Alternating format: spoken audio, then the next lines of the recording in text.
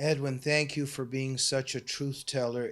I don't know ultimately what will have to be done to open most people's eyes. I think a very large number of people would rather go to their death than get rid of their illusions and delusions. But that's a subject maybe for another time or down the road here. You're doing so much important work. One thing, I'm researching you, watching everything you're talking about. One thing maybe that might open some people's eyes as to how serious it's getting.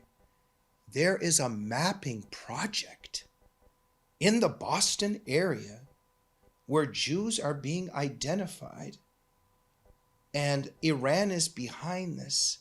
I mean, this is mind boggling. Tell us about this.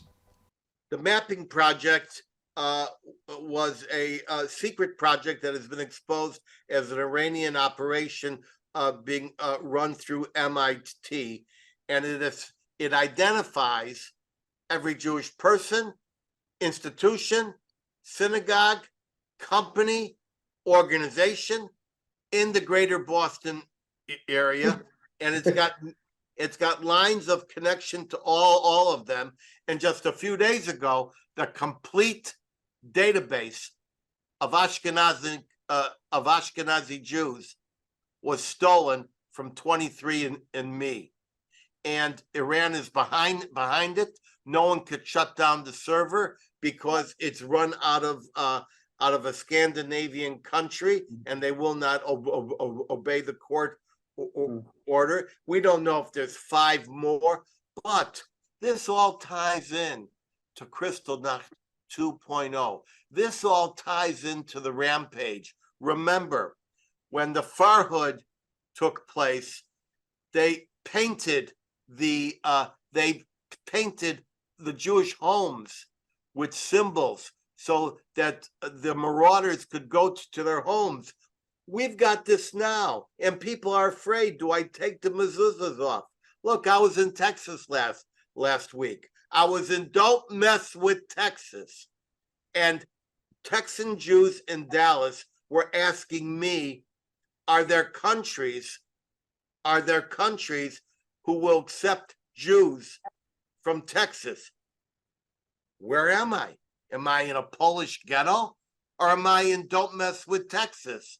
I have another event in Dallas. I'm on the Glenn Beck show for an hour, and we're talking about it. Glenn and I are talking about it, and I'm getting emails like this one from Christian people in Fort Wayne and Kentucky and other places saying, we have basements to hide you in. We will hide you. And I'm saying, where am I? Am I in Anne Frank's Amsterdam? And then I flew to Tampa to USF. And just to have a Shabbat dinner at the Hillel, we had to be surrounded by a SWAT team, 6 members, heavily armed, a number of police vehicles, just so we could light candles, break bread, and pray and have an interfaith celebration of Shabbat. And I'm saying, where am I? Am I in Sderot, Israel, or am I in Tampa, Florida? And then I run into one of the universities that I shall not name. I was supposed to give a lecture.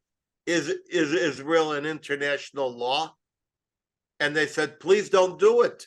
We're afraid of what would happen if you give a lecture on international law. And I said, now, I've given this lecture here numerous times before. I only thought it would be good to give some facts and context. And the reply was, I hope you're sitting down, Jamie.